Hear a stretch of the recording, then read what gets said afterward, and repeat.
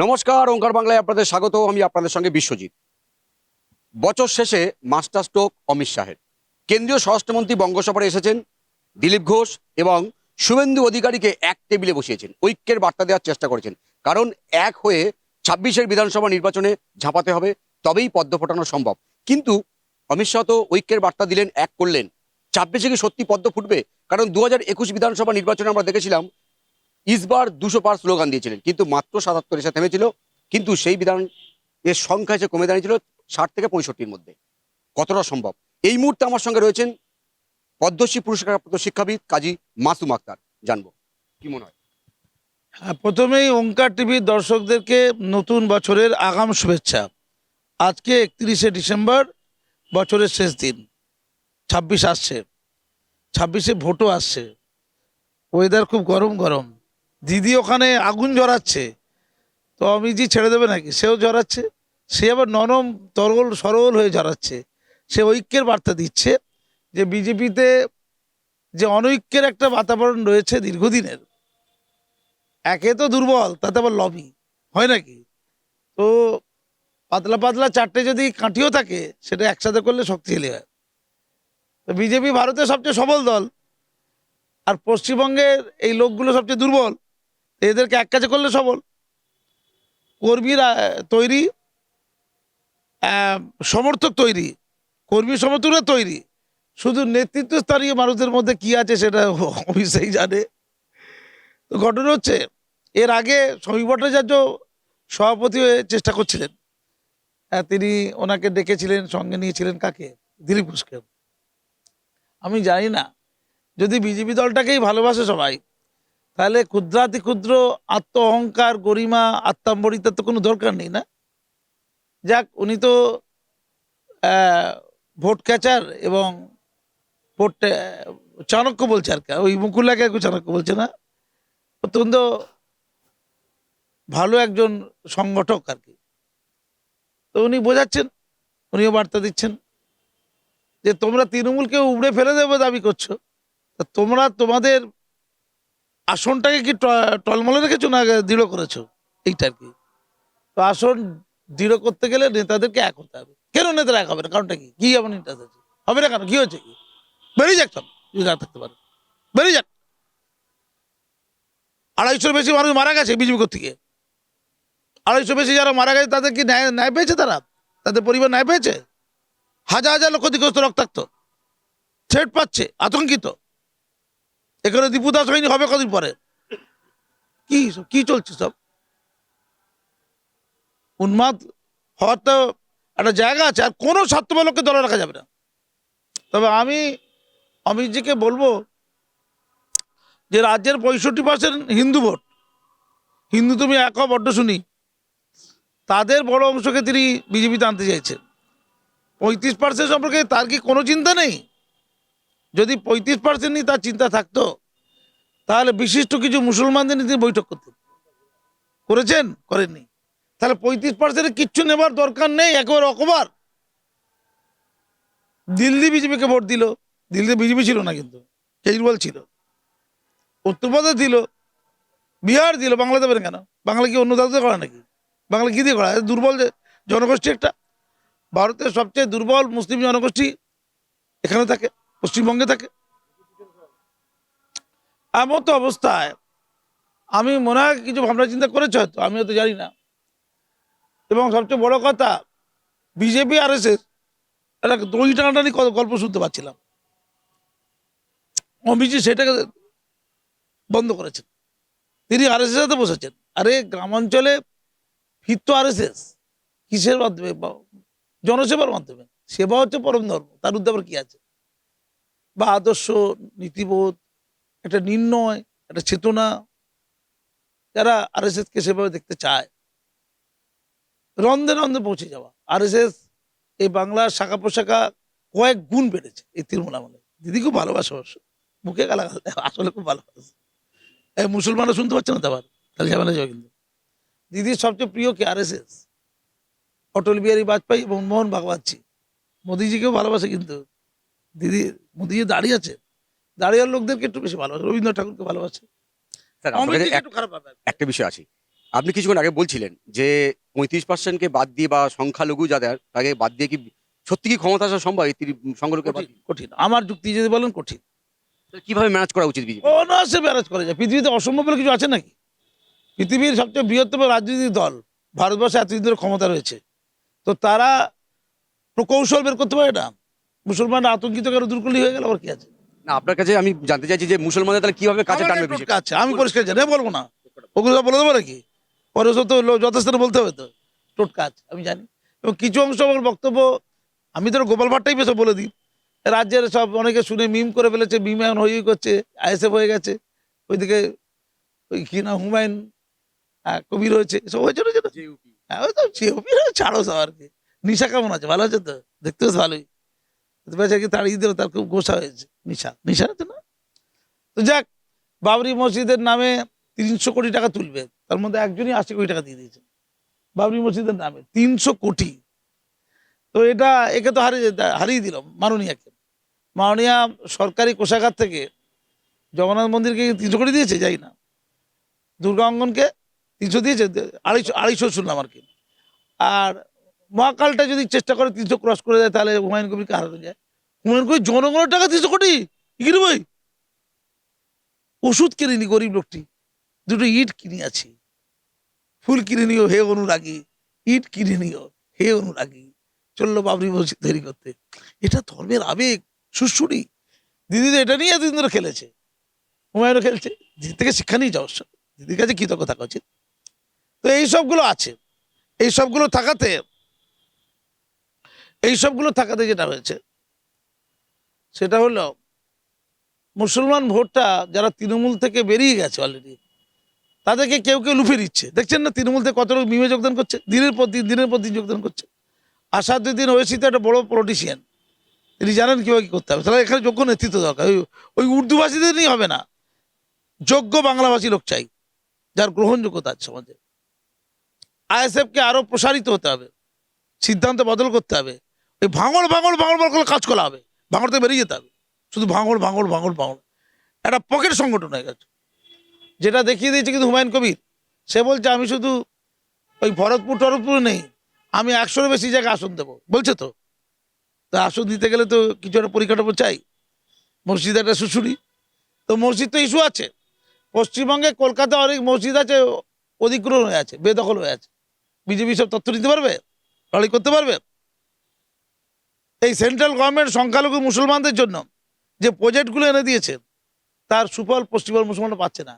BJP বলতেও জানে না, জানে না তো কিচ্ছু। হ্যাঁ, দেবে না, ভয় দেখাচ্ছে। দীপুদাস করে দেবো, আরে দীপুদাস তো বাংলাদেশে করেছে, আমরা তো তার প্রতিবাদে রাস্তায় নামলাম। মুসলমানরা রাস্তায় নামতে হবে, জ্ঞান তো ওদের নেই, কি করবো ভাই? ওদের জ্ঞানই নেই, এটা কি করতে হবে, কোনটা ইস্যু কোনটা নন ইস্যু, কোনটাতে প্রতিবাদ করা উচিত সেটা বোঝে না। সেই জন্য জুয়েল নানারা মার খেয়ে উড়িষ্যা থেকে চলে আসে, ওই মুর্শিদাবাদের সুতিতে মার খেয়ে না, ডেড বডিটা চলে আসে, ডেড বডি। বাংলা ভাষা বলেছে পশ্চিমবঙ্গের লোক, মার খেয়ে চলে গেল, কেউ মুভমেন্ট করছে না, দিদিও মুভমেন্ট করছে না। এসআই খালি ভয় দেখাচ্ছে। বিষয় না, হাজার বিষয় আছে যেটা বিজেপি অনায়াসে মুসলমানদের আপন করে নিতে পারে। কোনো রাজনৈতিক দল না অনিবার্য না, রাজনৈতিক দল আদর্শ অনুযায়ী চলে। দিদিতে কোনো আদর্শই নেই। মমতাময়ী মায়ের যে দল, সেটা মমতাময়ী মায়ের দল। তার আদর্শ দিদি, তার শাড়ি, তার চটি, আর তার ওই কি বচন, অমৃত বচন, এর হচ্ছে আদর্শ। লেখাপড়ার দরকার নেই।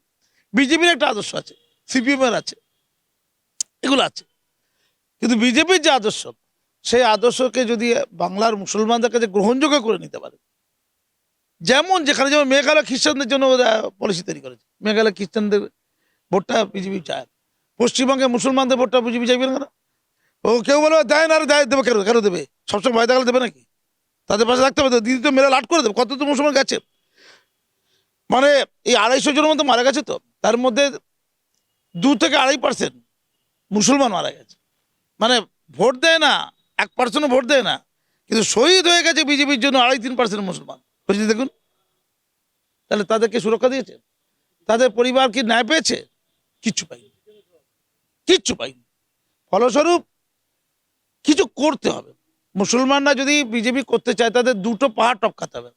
এক হচ্ছে শাসক দলের সাথে দ্বন্দ্ব, যেটা হিন্দুদের করতে হচ্ছে, মার খেয়ে লাট করে দেবে। আর হচ্ছে নিজের সমাজ, মুসলিম সমাজ, তারা তাকে একদম চ্যুত করে দেবে, সমাজ চ্যুত, মুনাফেক সব করে দেবে, মুনাফেক ইসলাম বিরোধী করে দেবে, করে সমাজ চ্যুত করে দেবে। তাহলে একটা মুসলমান যখন বিজেপি করবে তার দুদিকে দুটো পাহাড় প্রমাণ প্রতিবন্ধকতাকে টপকাতে হবে। একটা হচ্ছে শাসক দলের মোস্তানি, গুন্ডামি, ধ্যাসটামি, সেটা করে কারা বেশি? মুসলমান না। যে কোনো মুসলমান পাড়ায় গেলে দেখা যাবে ভালো তৃণমূলদেরকে খারাপ তৃণমূল ধরে পেটাচ্ছে, আর খারাপ তৃণমূলের লোকগুলো হচ্ছে নেতা। খুঁজে দেখুন, ঠিক বলছি কিনা? খারাপ তৃণমূল। আমি কিছুদিন আগে হাওড়ার একটা জায়গায় গিয়েছিলাম, আমতা থানার আন্ডারে।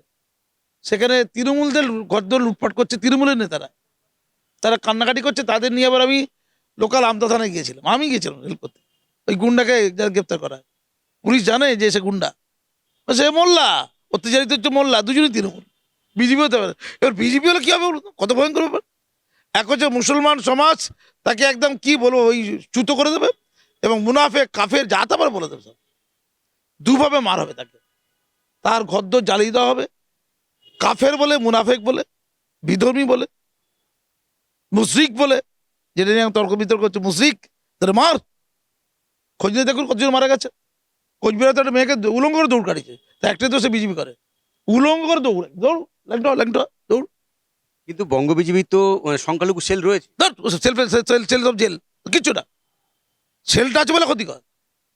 সেল রাখ, যোগ্য লোক রাখ, অযোগ্য লোকের সেল হয়, করে কমে খাচ্ছে শুধু, পয়সা করে কমে কমে খাচ্ছে, ওই ভাগ পায় কিছু পায়।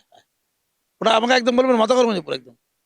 বলে রাষ্ট্রবাদী, ওই টুপি মাথায় চিটিংবাজি করে, ওই জাকে স্ট্রিটে চপ্পল বিক্রি করে, আর সন্ধ্যেবেলা পকেট বাড়ি করতে যায়। রাষ্ট্রবাদী রাষ্ট্রবাদী, ইয়ার কি হচ্ছে সবার?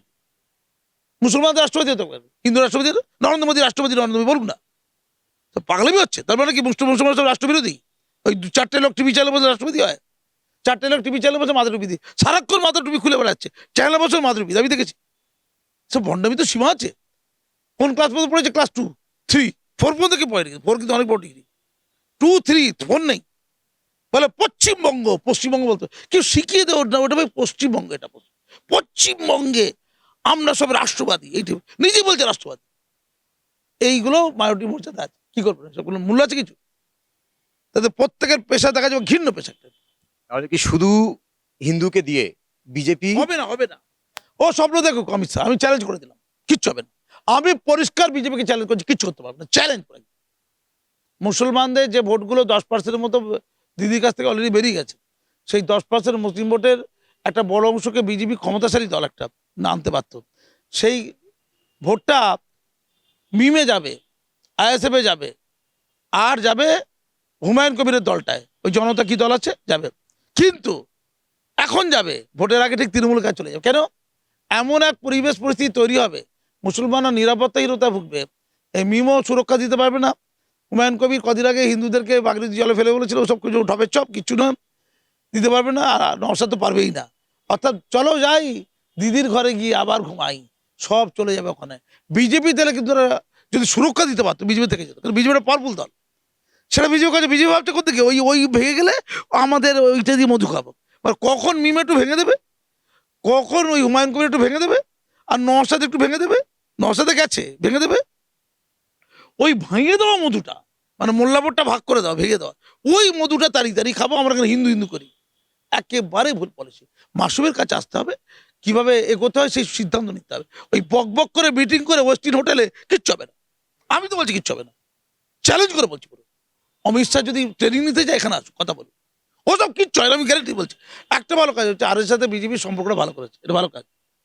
বিজেপি যদি ঐক্য স্থাপন করতে পারে, ভালো কাজ। আর বিজেপি যারা নেতা লাফালাফি করছে তাদেরকে BLA 2 করে ওই বিভিন্ন বুথে বুথে পাঠিয়ে দিয়ে ক্যালারি খেয়ে মরে যাবে, নেতাগিরি ছুটে যাবে। ওই ঠান্ডা করে বসে বক বক না করে ওই কর্মীরা মার খাচ্ছে, যেখানে সেখানে চলে যায়।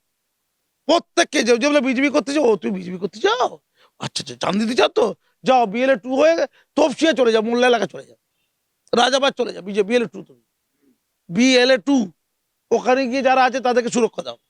একদম গ্রামে ওই এতে পাঠিয়ে দিতে হবে, মুর্শিদাবাদ পাঠিয়ে দিতে হবে, বেলডাঙ্গাতে পাঠিয়ে দিতে হবে, জঙ্গিপুরে পাঠিয়ে দিতে হবে। যা, কত বিজেপির জন্য জানতে পারি, যা করে কমে খাবে শুধু, আর কি পেয়েছে সবার ওখানটায়, নেতাগুলো সব ওখানে ঘুরবে, আর কর্মীগুলো সব অফিসে বসে থাকবে। এটা হচ্ছে আসল পদ্ধতি। এটা কি অমিত শাহ পারবে? এই তথ্য অমিত শাহকে আমরা দিতে পারি। দেখুন না, যারা লাফাচ্ছে ধাপাচ্ছে,